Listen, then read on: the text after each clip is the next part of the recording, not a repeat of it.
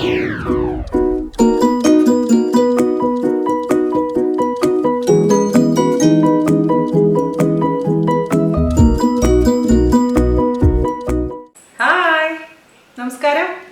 എന്തുണ്ട് വിശേഷം?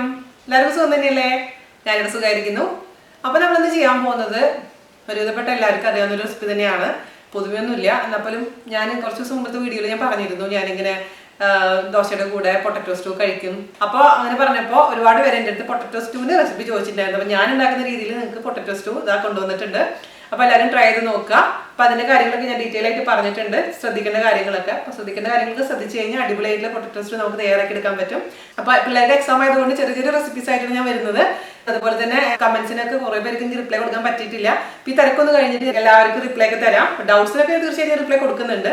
ഓക്കെ, അപ്പോൾ നമുക്കൊട്ടും താമസിയായിട്ട് എങ്ങനെയാണ് പൊട്ടറ്റോ സ്റ്റൂ, അതായത് ഉരുളക്കിഴങ്ങ് പാൽക്കറി തയ്യാറാക്കാമെന്ന് നോക്കിയിട്ട് തരാം.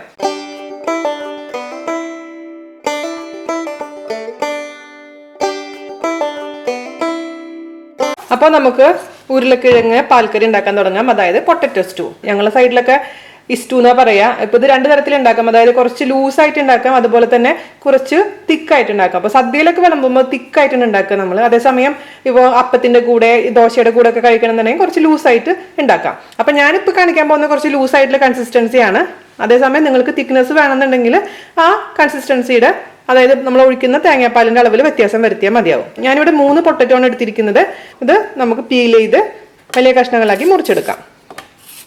അപ്പോൾ ചെറിയ പൊട്ടറ്റോ ആണെങ്കിൽ അതിനനുസരിച്ച് ഒരു 5 or 6 പൊട്ടറ്റോ വേണ്ടി വരും. ഇനി നമുക്കിതിന് വലിയ പീസസ് ആയിട്ട് അങ്ങ് മുറിച്ച് ഒരു പ്ലേറ്റിലോട്ട് ഇടാം. ഓക്കെ, ഈ ഒരു സൈസ് കേട്ടോ. പീസിന് കേടായ എന്തെങ്കിലും ഭാഗങ്ങളുണ്ടെങ്കിൽ മുറിച്ച് കളയാൻ മറക്കരുത്. ഇനി നമുക്ക് വേണ്ടത് സവാളയാണ്. ഞാനൊരു മീഡിയം സൈസ് സവാള എടുത്തിട്ടുണ്ട്. സവാള ഇതേപോലെ തന്നെ തൊലി കളയുക. എന്നിട്ട് എപ്പോഴും ഞാൻ പറയാറുണ്ട്, സവാള തൊലി കളഞ്ഞ് മുറിക്കുമ്പോൾ അത് നടുവിലത്തെ ഭാഗം ഇച്ചിരി കട്ടിയുള്ള ഒരു വൈറ്റ് പോർഷൻ പോലെ തോന്നും. അത് നമ്മളങ്ങ് കട്ട് ചെയ്ത് കളയണ ഒരു കനപ്രസ് ഉണ്ടാവും. അത് ആ സ്റ്റെമ്മിൻ്റെ ഭാഗമാണത്. അത് നമുക്ക് കട്ട് ചെയ്ത് കളയണം. ഈ ഒരു പോർഷൻ ഇല്ലേ, ഈ ഒരു വൈറ്റ് കളർ വരുന്ന പോർഷൻ നമ്മൾ കട്ട് ചെയ്ത് എപ്പോഴും റിമൂവ് ചെയ്ത് കളയും.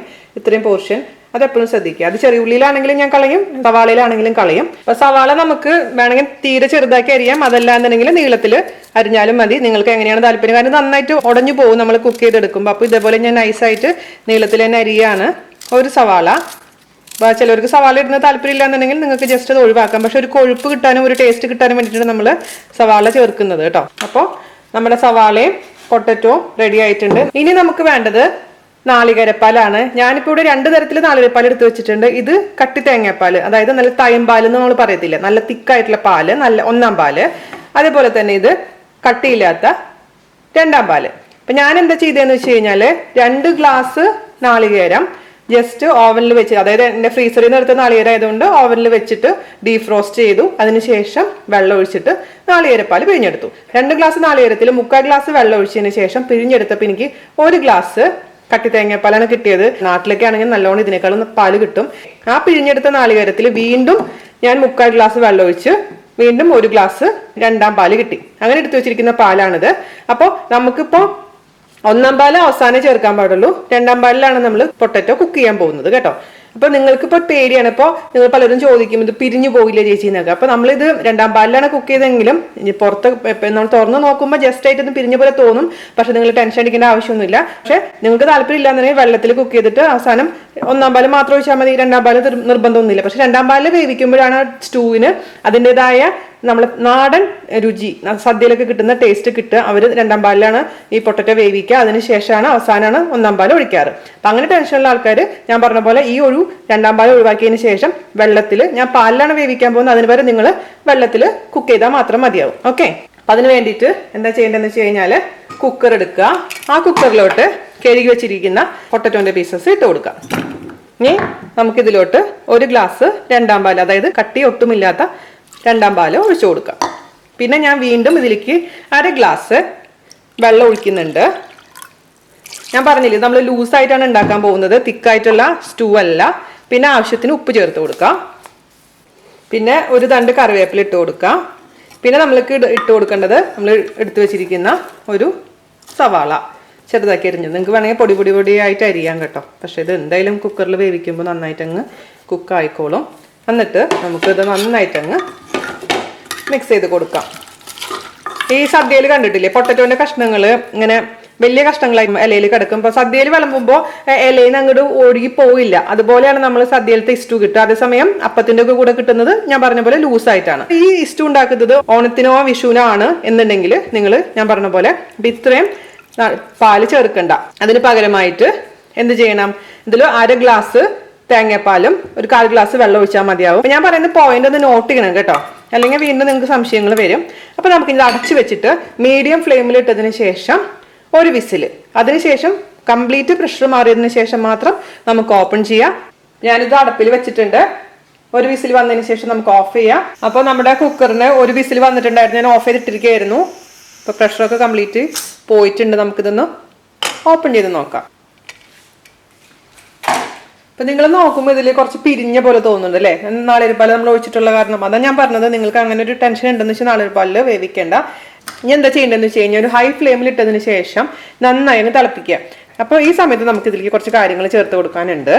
3 പച്ചമുളക്, പച്ചമുളകിന്റെ എരിവ് അനുസരിച്ചും മാത്രമല്ല കുട്ടികൾക്ക് കൊടുക്കണമെന്നുണ്ടെങ്കിൽ 2 ഇട്ടാൽ മതി. പക്ഷെ നമ്മൾ എല്ലാവർക്കും കഴിക്കണമെന്നുണ്ടെങ്കിൽ 3 ഇടാം. അപ്പൊ ഇത് അധികം എരിവില്ലാത്ത പച്ചമുളക് ആയതുകൊണ്ട് ഞാൻ 3 ഇട്ട് കൊടുക്കുന്നുണ്ട്. പിന്നെ നോക്കിയിട്ട് നമുക്ക് അവസാനം വേണമെങ്കിൽ ചേർത്ത് കൊടുക്കാം. പിന്നെ ഞാൻ ഇതിലേക്ക് ചേർത്ത് കൊടുക്കാൻ പോകുന്നത് ഒരു കഷ്ണം ഇഞ്ചിയാണ്. ഇഞ്ചിയുടെ അളവും ഈ പറഞ്ഞ പോലെ തന്നെ ഒരുപാട് ഇടണ്ട, ഒരു ചെറിയ കഷ്ണം ഇഞ്ചി നീളത്തിൽ കട്ട് ചെയ്ത് ഇട്ട് കൊടുക്കാം. ഈ സമയത്ത് ഇടണം, കാരണം അവസാനം ഇട്ട് കഴിഞ്ഞാൽ ഇഞ്ചിയുടെ ഫ്ലേവറും പച്ചമുളകിന്റെ ഫ്ലേവറൊന്നും നമ്മുടെ കറിയിലോട്ട് വ്യാപിക്കില്ല. അതുകൊണ്ട് ഈ സമയത്ത് ഇട്ടിട്ട് നന്നായി അങ്ങ് തിളപ്പിച്ചെടുക്കണം. നന്നായിട്ട് ഇതിൽ ജോയിൻ ആവണം. ഇതൊരു 10 മിനിറ്റ് എങ്കിലും തിളച്ച് കുറുകി വരണം. ആ സമയത്താണ് നമ്മളുടെ കട്ടി തേങ്ങാപ്പാൽ ഒഴിച്ചു കൊടുക്കേണ്ടത് കേട്ടോ. ഇത് നന്നായി തിളയ്ക്കാൻ തുടങ്ങിയിട്ടുണ്ട്. അപ്പൊ നമ്മൾ സദ്യയിലൊക്കെ ഉണ്ടാക്കുമ്പോൾ സാധാരണ അവര് എന്റെ വീട്ടിലൊക്കെ ഞാൻ സദ്യ ഉണ്ടാക്കുന്ന സമയത്ത് ഞാൻ കണ്ടിട്ടുണ്ട്, സാധാരണ വെറുതെ പാത്രത്തിൽ വെച്ചിട്ടാണ് 2ാം പാലിൽ അവര് പൊട്ടറ്റോ വേവിക്കുന്നത്. ഒരു 5 മിനിറ്റ് തിളച്ചിട്ടുണ്ട്. നമുക്ക് ജസ്റ്റ് കൈലിന്റെ ബാക്ക് സൈഡ് കൊണ്ട് ഒരു 3-4 കഷ്ണം പൊട്ടറ്റോ ഒന്ന് ഉടച്ചു കൊടുക്കാം. എല്ലാം ഉടയ്ക്കാൻ പാടില്ല, ഒരു 3-4 കഷ്ണം മാത്രം ഉടയ്ക്കാൻ പാടുള്ളൂ. ഒരു തിക്നെസ് വരാൻ വേണ്ടിയിട്ടാണ് പൊട്ടറ്റോ സ്റ്റൂവിന് നമ്മൾ അങ്ങനെ ചെയ്യുന്നത്.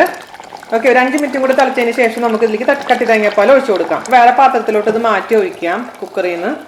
ഓക്കെ, അപ്പൊ ഈ തിക്നെസ് ആണ് നമ്മുടെ ഗ്രേവിക്ക് വന്നിരിക്കുന്നത്. ഇത് മതി. ഇനി നമുക്ക് എന്താ ചെയ്യേണ്ടതെന്ന് വെച്ച് കഴിഞ്ഞാൽ ഇതിലേക്ക് കട്ടി തേങ്ങാപ്പാൽ ഒഴിക്കുക. കട്ടി തേങ്ങാപ്പാൽ ഒഴിച്ചു കഴിഞ്ഞാൽ പിന്നെ തിളപ്പിക്കാൻ പാടില്ല, ജസ്റ്റ് ഒന്ന് ചൂടാവാനേ പാടുള്ളൂ. അപ്പോൾ കട്ടി തേങ്ങാപ്പാൽ ഞാൻ ഒഴിച്ചു കൊടുക്കുകയാണ്. അപ്പം ഞാൻ പറഞ്ഞ പോലെ നിങ്ങളുടെ കറിയുടെ തിക്നെസ് എത്ര വേണം അതിനനുസരിച്ച് വേണം കട്ടി തേങ്ങാപ്പാലിൻ്റെയും എല്ലാത്തിൻ്റെ അളവ് തീരുമാനിക്കാൻ. അപ്പോൾ കണ്ട, ഇപ്പോൾ ഒഴിച്ചപ്പോൾ പിരിഞ്ഞത് പോലെ ഒന്നും തോന്നണില്ല, കാരണം അതൊക്കെ പോയിട്ടുണ്ട് ഓൾറെഡി. അപ്പോൾ ഇനി നമുക്ക് ജസ്റ്റ് ഇതൊന്ന് ചൂടായാൽ മാത്രം മതി. കാരണം ഇങ്ങനെ കഷ്ണങ്ങൾ കാണുകയും വേണം. ഇതൊന്ന് ബ്ലെൻഡ് ആവാൻ വേണ്ടി മാത്രം. അപ്പോൾ ഇരിക്കുമ്പോൾ തണുക്കുമ്പോൾ ഇതങ്ങനെ ശരിക്കും ഇതിൻ്റെ കൺസിസ്റ്റൻസി കുറച്ചും കൂടെ തിക്കായിക്കോളും. അപ്പോൾ ഈ ഒരു കൺസിസ്റ്റൻസിയിൽ നമ്മൾ ഓഫ് ചെയ്താൽ മാത്രമാണ് കുറച്ചെങ്കിലും ലൂസായിട്ട് ഇരിക്കുള്ളൂ, അല്ലെങ്കിൽ ഭയങ്കരമായിട്ട് ഓവറായിട്ട് തിക്കായിട്ട് മാറും. ഞാൻ ഓഫ് ചെയ്യാണ്. ഞാനിത് ഓഫ് ചെയ്തിട്ടുണ്ട്. ഞാൻ ഇതിന്റെ ടേസ്റ്റ് ഒന്ന് നോക്കട്ടെ, ഉപ്പൊക്കെ എങ്ങനെയുണ്ടെന്ന് നോക്കട്ടെ. അല്പം ഉപ്പിന്റെ കുറവുണ്ട്. ഇപ്പം ഒരു നുള്ളു പഞ്ചസാര ചേർത്ത് കൊടുക്കാം, അപ്പം നല്ലൊരു ടേസ്റ്റ് കിട്ടും. ഞാൻ അല്ലെങ്കിൽ സാധാരണ രീതിയിൽ ഒരു നുള്ളു പഞ്ചസാര ചേർത്ത് കൊടുക്കാറുണ്ട് എപ്പോഴും സ്റ്റൂവിൽ. പിന്നെ ഇതിൽ പച്ചമുളക് എനിക്ക് കമ്മിയായിട്ടാണ് തോന്നുന്നത്, അപ്പം ഞാൻ ഒരു പച്ചമുളകും കൂടെ ചേർത്ത് കൊടുക്കുന്നുണ്ട്. അത് നിങ്ങൾ നോക്കിയിട്ട് താല്പര്യം അനുസരിച്ച് പച്ചമുളകിന്റെ ഇതൊക്കെ തീരുമാനിക്കുക. ഞാനിനി ഇതിലേക്ക് അവസാനമായിട്ട് ചേർത്ത് കൊടുക്കാൻ പോകും. നമ്മൾ സ്റ്റൂ ഒക്കെ ഉണ്ടാക്കുമ്പോൾ എപ്പോഴും പറയാറുള്ള പോലെ തന്നെ എന്താണ് അവസാനമായിട്ട് നമുക്ക് വെളിച്ചെണ്ണയും കറിവേപ്പിലയും.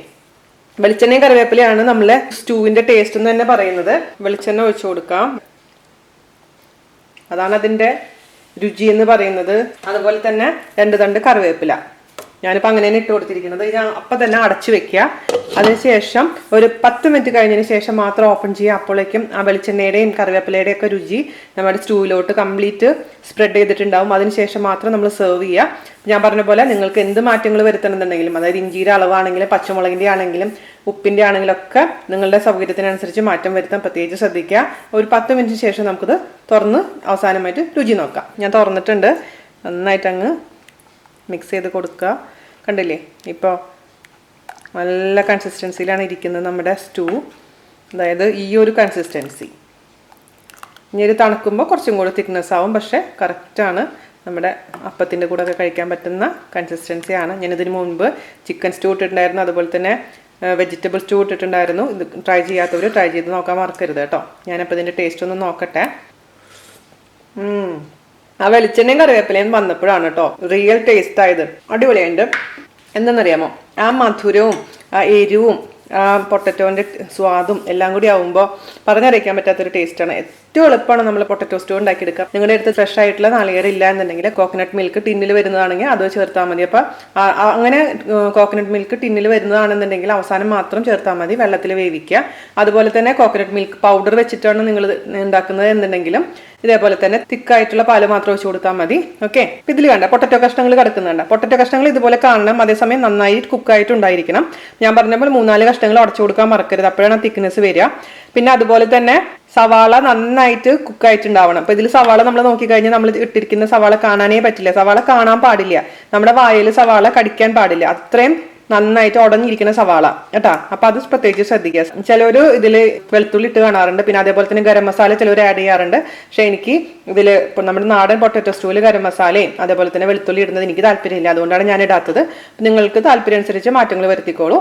അപ്പൊ ഇത്രേ ഉള്ളൂ നമ്മുടെ ഈസി പീസി പൊട്ടറ്റോ സ്റ്റൂ. നിങ്ങൾക്ക് ഇഷ്ടമുള്ള അപ്പത്തിന്റെ കൂടെയോ ഇടിയപ്പത്തിന്റെ കൂടെയോ ചപ്പാത്തിയുടെ കൂടെയോ ചോറിന്റെ കൂടെയോ അല്ലെന്നുണ്ടെങ്കിൽ ഞാൻ പറഞ്ഞ പോലെ നമ്മുടെ പൂനത്തിന്റെ അമ്മയുടെ കോമ്പിനേഷനായ ദോശയുടെ കൂടെയോ കഴിക്കാം. അടിപൊളിയാണ്, എല്ലാവരും ട്രൈ ചെയ്യുക. അതിനുശേഷം അഭിപ്രായം പറയാൻ മറക്കരുത്. അപ്പൊ അടുത്ത അടിപൊളി റെസിപ്പി ആയിട്ട് വരുന്നവരെ നന്ദി, നമസ്കാരം. Thank you. ശരി.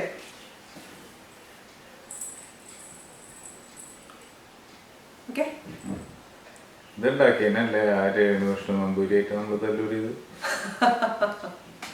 പലരും തലവിടാൻ വരും, എന്താ ചെയ്യാ. അപ്പൊ ചക്ക വറുത്ത എപ്പോഴാണ്? ചക്ക വറുത്തിടാൻ നമുക്ക് സമയമുണ്ടല്ലോ. കാരണം ഇതിക്ക് ചക്ക എല്ലാവരുടെ കയ്യിലും ചക്ക അവൈലബിൾ ആയിരിക്കില്ല. അപ്പൊ ഞാൻ അവരെ പ്രാക്ക് വാങ്ങിക്കണ്ടല്ലോ, നമുക്കൊരു ഗ്യാപ്പ് ഇട്ട്. ഞാൻ ഒരിക്കലും ഒരു റെസിപ്പി കണ്ടിന്യൂസ് ആയിട്ട് ഒരു സാധനം ഇടില്ല, അത് ഞാൻ ശ്രദ്ധിച്ചിട്ടില്ലേ. എനിക്കൊരു ഗ്യാപ്പ് വേണം, അത് പറ്റില്ല. എന്നും ചക്ക ഇട്ട് കഴിഞ്ഞാൽ എന്നും ചക്ക ഇടാൻ പറ്റില്ല. ഞാൻ എപ്പോഴും ഒരു ഗ്യാപ്പ് ഇട്ടിട്ട് കിടക്കുള്ളൂ. എന്നും ചക്ക വേണം, മൊയില് ചാവില്ല, ചരക്കൊക്കെ മൊഴിയാവും. എനിക്കങ്ങനെ ഇഷ്ടമല്ല. അല്ല അവരായിട്ട് സ്വാതന്ത്ര്യം ഉണ്ടല്ലോ.